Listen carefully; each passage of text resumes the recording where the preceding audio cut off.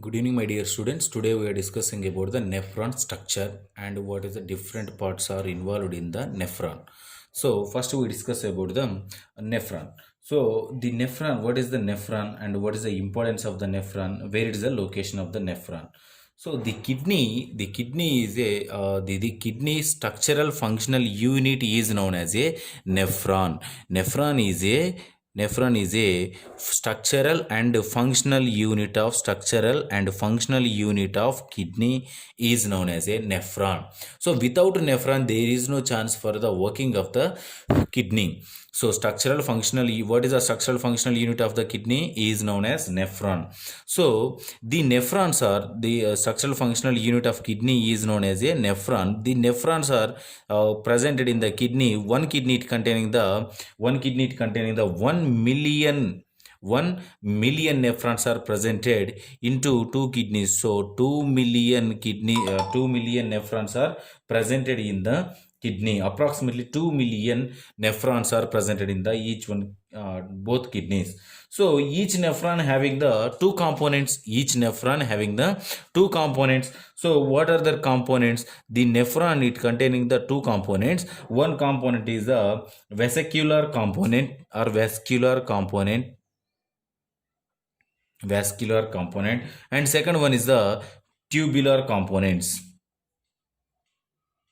Vascular components and tubular components. So two components are presented in the nephron structure. So now we discuss about the first one is the tubular components. What are the tubular components? So first one is the components is the Bowman capsule. So first one is a Bowman capsule. This is a Bowman capsule. So the Bowman capsule and Bowman capsule. First one is a Bowman capsule and second one is the PCT, proximal convoluted tube. So this one is the second one, PCT, and the third one is the LH, loop of Henle. Loop of Henle is the third one part. And fourth one part is a DCT. Distal convoluted tube, and fifth one part is the collection duct or the collection tube. So this one is the fifth one part. This is about the tubular components. So what is the importance of the each and every part? So first one we discuss about the Bowman capsule. So the Bowman capsule it containing the glomerulus filter. This glomerular filter is the filtration of the blood. So how to filtrate of the blood? So these are the renal arteries entering into the glomerulus filtration.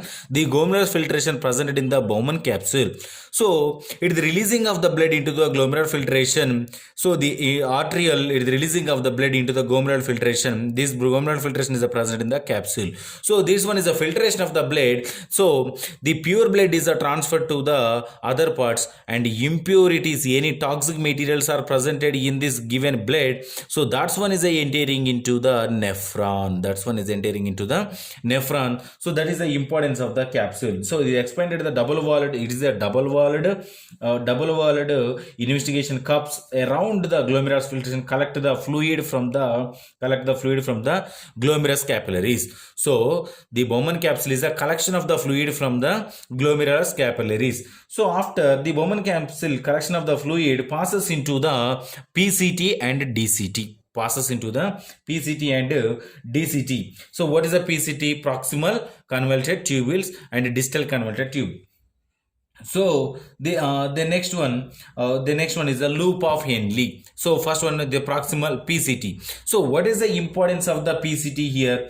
The PCT is the fluid passes from the collection from the Bowman capsule and transferred into a loop of Henle. So what is the importance of the PCT? So in here any other ions and water molecule is reabsorbed in the proximal tube, PCT. PCT. And the next one, what about the loop of Henle? So the loop of Henle having the three parts. Loop of Henle having the three parts. So one is the descending limb and ascending limb. Descending limb and ascending limb. In the ascending limb is a thick ascending limb, and thick ascending limb also one of the part. So the descending limb is bind to the arteries, bind to connected to the arteries. Any other calcium ions, phosphate ions, any other ions, any other water molecule, electrolytes are presented in the given urine, given collection of the fluid. That's one is transferred into a arteries. Reabsorption is occurred here. Reabsorption is occurred here in the loop of Henle, thick loop of Henle, and thick loop of Henle, descending loop of Henle, ascending loop of Henle. In both descending and ascending loop of Henle's, the reabsorption occurred here, and then the fluid is transferred collection from the PCT and transferred into the DCT via loop of Henle. The loop of Henle structure is look like a U-shaped structure or a hairpin structure. Its structure look like as a hairpin like structure, then transferred into a DCT. So the Bowman capsule is a filter that passes into the PCT to DCT via through a LEH, loop of Henle.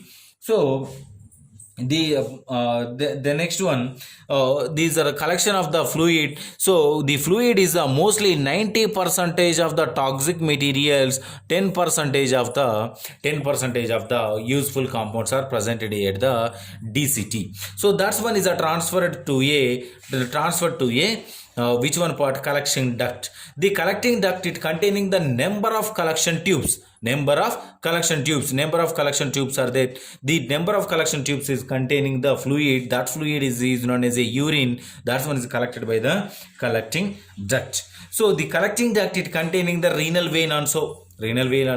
So it one is kind of going to pelvis. So this is about the nephron tubular functions. Nephron tubular functions, what are there? Bowman capsule, PCT, loop of Henle, DCT, and collection tube or collection duct. These are points are about the tubular functions. And what is the vesicular functions? So vesicular functions is first one is glomerulus. So what is a glomerulus? Glomerulus is a tuft of glomerulus capillaries. It is a capillaries. Large amount of the fluids and solutes are filtered from the blood. So the glomerulus it is a large amount of the fluid, and blood is a filter. In this filter, these are the directly connected to the arteries. Any other impurities are presented in the given sample. That's one is a filter by the glomerulus. The glomerulus is connected to the Bowman capsule. So the renal artery is also